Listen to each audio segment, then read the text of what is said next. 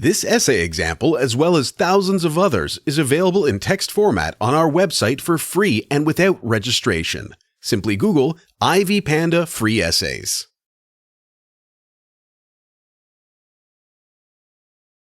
Serial killers commit a lot of crimes during their active years. Previously, it was somewhat difficult to catch them because professionals were not focused on their psychology and did not realize the value of profiling. Still, over the course of time, they started to identify similarities in victims and the way they were killed, as well as resorted to improved technologies, which enhanced this process considerably. Among those serial killers who were caught in the period of rapid development of forensic science was Tommy Lynn Sells. He was also widely known as Coast-to-Coast Killer, active for about 20 years starting in 1979. Tommy was born along with his twin sister in 1964. The girl died from meningitis being less than 2 years old, and their mother, Nina, sent Sells to live with his aunt, Bonnie.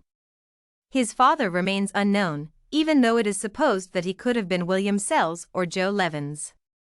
However, when Bonnie started the adoption process after taking care of a child for 3 years, Tommy's mother took him away. Nina was indifferent and did not care much about her son, so he became a troublemaker. She allowed him to live with Willis Clark, a man who groomed him when he was only 8 years old. The man molested him, which affected Tommy negatively. In the future, he referred to his abusive experiences and used them on his victims. Being just 11 years old, he had already consumed alcohol and drugs, tried to rape his mother, and consulted a psychiatrist. In 3 years, he left home. Sells was arrested several times and jailed, but his real crimes became known only in 2000. Sells killed his first victim, who was only 15 years old. Having seen a man sexually abusing a boy, he became mad and murdered him out of rage. His personal experience could explain such behavior. Still, he did not stop killing.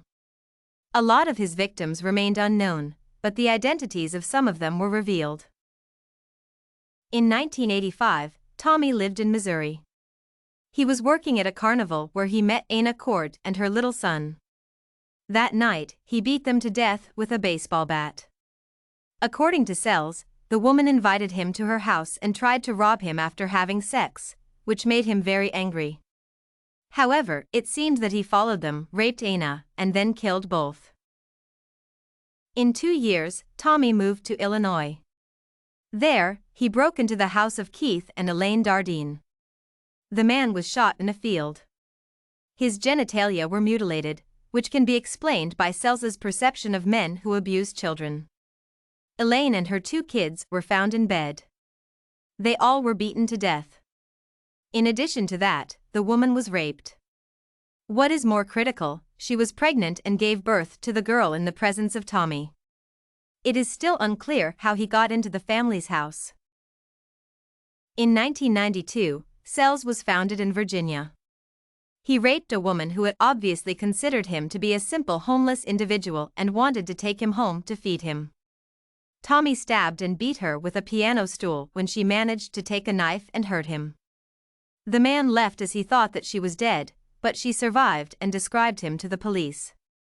As a result, he was arrested and imprisoned for almost 4 years. Living behind bars, Sells was able to get married. His wife, Nora Price, started living with him in 1997. Being occupied with odd jobs, Tommy would leave the town rather often and abandon Nora in less than a year. It is believed that in October of the same year, he killed a 13-year-old girl in Missouri and moved to Texas. Working for a carnival, Sells met his new wife. Even though he had never divorced, the man lived with Jessica Laurie and her 4 children. However, family life did not change him. Tommy continued to travel to various states throughout the USA, abuse drugs, and kill people. It is not proven, but the police claimed that Jessica did not know these things. In 1999, Sells killed a woman and her daughter in Tennessee. The girl was stabbed, and her mother was raped before that. Several days later, he kidnapped a girl from a music festival in Texas. It was found out that she was molested before death. Her body was dumped in a creek. In a couple of weeks, he raped a girl in Kentucky and strangled her. In fact, Tommy was arrested that day, but just for public intoxication, so he was released the following morning. Soon, he raped and shot another girl.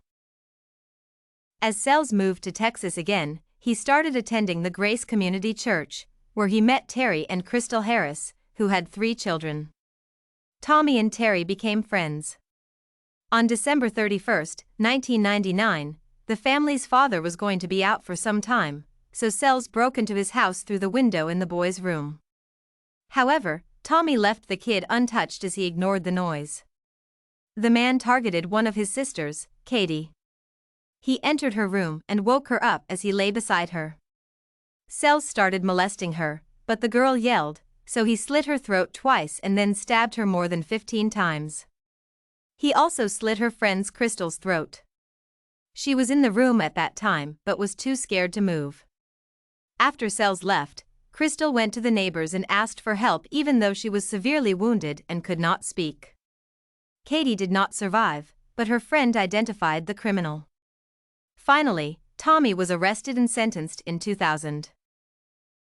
When analyzing Sells' crimes, it can be concluded that he started by beating his victims to death but, in the majority of cases, stabbed them or slit their throats. In general, he targeted young women and their children. Sells might have associated them with his mother, as he blamed her for not taking care of him correctly and for being unable to protect him. Tommy would break into people's homes and molest them before taking their lives. He got his nickname because he operated in different states, including Missouri, Texas, Illinois, etc. All in all, Sells murdered more than 20 people. The majority of this information became known when the police caught him. It happened in Texas on December 31, 1999. Tommy spent 14 years in prison, being pleaded guilty to his last crime, and he was executed in 2014 at the Texas State Penitentiary. If you want to find more works like this essay on serial killers, Tommy Lynn Sells, head over to ivypanda.com. It has a collection of free samples with thousands of submissions covering virtually all academic subjects. No registration required to access it.